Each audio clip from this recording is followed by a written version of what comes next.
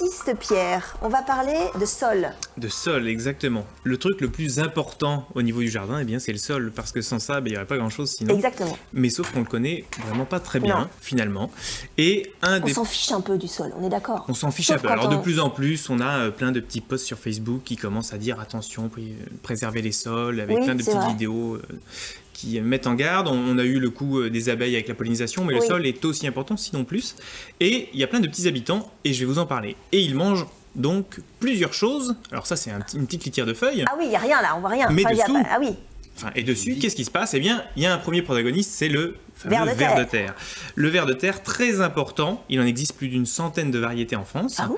Et oui, alors pour les chasser, les regarder, pour si vous voulez juste faire une expérience pour les compter, vous mettez de l'eau et de la moutarde, vous arrosez votre gazon. C'est vrai? Et ils vont remonter. Et oui, il y a une petite astuce pour les observer. Et pourquoi? Parce que c'est la moutarde qui les attire? Ils n'aiment pas ça, ça les pique un peu. Donc ils remontent? Ils remontent. Voilà, allez, c'est un peu ludique. Bon, alors certains me diront que je suis sadique. Si vous avez 10 hectares, mettez pas de la moutarde sur 10 hectares, non, on est d'accord. Un petit mètre carré pour les regarder. Et à un moment donné, vous voyez, sur le ver de terre, vous avez peut-être déjà vu ça, il y a une petite boursouflure. Ça veut dire qu'il est mature sexuellement et qu'il va pouvoir se reproduire parce qu'il n'y a pas de femelle. Ça m'étonnait que vous n'ayez pas une petite saillie. Une petite saillie, pardon. Mais le ver de terre est comme la majorité des gastéropodes, il n'est ni mâle ni femelle, il est hermaphrodite. Voilà. Ah, le chanceux. Le chanceux. Donc, il peut vivre pour certains jusqu'à 15 ans. C'est pas vrai. Voilà. Si je le coupe en deux, est-ce que ça fait des vers de terre? Est-ce que la tête repousse? La tête repousse. Eh bien pas du tout, c'est très fragile comme bête, ça meurt assez facilement, donc c'est pas la peine de les couper en deux, ça en fera pas deux. Donc il faut vraiment y faire attention. Et le plus grand rôle des vers de terre dans le sol, eh bien c'est tout simplement en faisant des galeries. Alors il y en a qui vont de haut en bas, d'autres plutôt dans le sens de la longueur. Chacun vient à un étage du sol particulier et il va permettre à l'eau, exactement, il va permettre à l'eau et à l'air de rentrer dans le sol et aux racines de pouvoir pousser. Il mange des bactéries et il a un gésier. Un petit peu comme des volailles, et il va manger le sol, et Darwin disait que chaque particule de sol est passée au moins une fois par un ver de terre. Donc sans lui, eh bien, il n'y aurait pas vraiment de sol. Voilà. Et grâce à lui, eh bien, tout un tas d'activités microbiennes arrivent derrière. Les suivants... Assez vite. Voilà. Eh bien, c'est un petit escargot, gastéropode, donc... estomac sur pattes, et lui, eh bien, il va manger des petites feuilles. Et avec ses éjections, eh bien, il va booster tout un tas de champignons et de bactéries qui vont pouvoir pulluler dans le sol. Et on verra donc la suite tout à l'heure.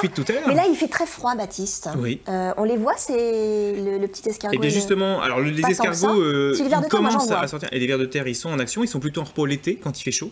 Ils se mettent dans un petit nid, en quelque sorte. Comme Laurent. Voilà. Oui, mais là, il a fait froid, on n'est pas sûr. Il a fait très froid. Les escargots, on les voit pas, là. Il commence à sortir. Les limaces, tout ça, moi, je commence à faire la chasse. D'accord. On verra la suite tout à l'heure. On verra la suite tout à l'heure. Pardon, Baptiste. Merci, Baptiste. Baptiste, on se refait un point sur le sol, parce qu'on a vu les vers de terre, les escargots. Les escargots, alors les gastéropodes, il y a des limaces aussi. Et justement, qui mange des limaces? Cette petite bête. Ah non. Alors les oiseaux, bien sûr, mais parmi les insectes qui mangent les limaces, c'est le carabe. Alors pas le crabe, le carabe. Le carabe. Et cette petite bête, eh bien, si on lui accorde un endroit, on va dire boisé, un petit peu dédié, si on la chouchoute un petit peu, eh bien, elle va pouvoir vraiment faire une guerre contre les limaces, les manger quand elles sont petites. Et il faut savoir que à peine 30% des limaces sont visibles, elles sont sur la terre, mais tout le reste, eh bien, est niché dans le sol et font des petits trous. Donc on s'imagine pas, mais la majorité des limaces, eh bien, on ne les voit pas, elles sont sous le sol. Et grâce à cette petite bête, eh bien, les limaces vont se faire manger. Donc important. Attends, c'est gros comment ça? Parce que la limace, c'est gros, ça fait un demi centimètre, 1 centimètre maxi. Ah ouais, c'est tout petit. C'est tout petit, voilà. Et donc ça dévore. Et par rapport à la limace qui est plutôt grande. Ah ouais, même pas peur. Même pas peur, voilà. Donc les insectes, il y en a plein, il y a plein d'insectes qui vont participer à la vie du sol. En gros, eux, ils découpent pour que dessous, eh bien, on puisse manger encore plus petit. Ensuite, eh bien, on va avoir les bactéries.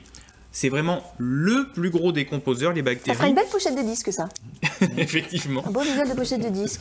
Et ces bactéries, eh bien, si elles n'étaient pas là, on serait en quelques mois complètement recouvert de nos déchets, parce que, eh bien, c'est elles qui décomposent un maximum des déchets dans le sol. Ça dépend ce que vous ailleurs. faites comme déchets.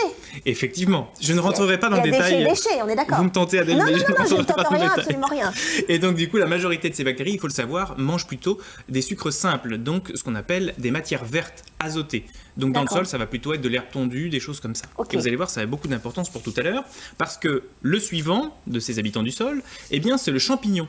Le champignon qui, lui, eh bien, fait des ifs fongiques. Alors, ce que l'on voit, et effectivement, en fait, ça, c'est la partie qu'on ne voit pas souvent du champignon, qu'on appelle les ifs, qui sont en fait les tiges du champignon. Et le champignon que vous voyez et que vous mangez, eh bien, c'est en fait la fleur, le carpophore. Ah oui, d'accord. Et voilà. Et donc, en fait, il y a plein de kilomètres d'ifs fongiques comme ça qui mangent plutôt les matériaux bruns, cette fois-ci, riches en carbone. Donc lui, il mange autre chose. Voilà, des sucres plus complexes.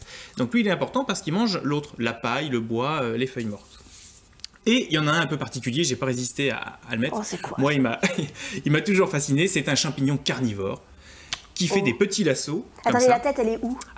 Alors ça c'est un petit verre. C'est un petit verre. Mais en fait, le champignon, c'est le petit fil avec les anneaux. Ah, d'accord. Et en fait, il sécrète une substance particulière. Le petit verre, alors c'est microscopique, hein, c'est moins d'un millimètre. Ça fait pas un mètre carré. C'est pas un truc de fou. Et donc, il sécrète une substance, le verre est attiré, il passe dans l'anneau, et le champignon serre au lasso, tac, il serre le truc, et il bouffe le verre. Ouais. Donc ça, c'est un champignon carnivore intéressant, entre autres pour protéger les tomates de ces petites nématodes. D'accord. Voilà, donc ça, c'est le truc un peu fou qui se passe dans le sol. Il y a un côté alien un peu. Ah ben oui, il y a un truc de fou qui se passe dans le sol sans que vous le voyez. Faut les jetons. Moi je vais gravier, moi je pense. Je vais me dégravier.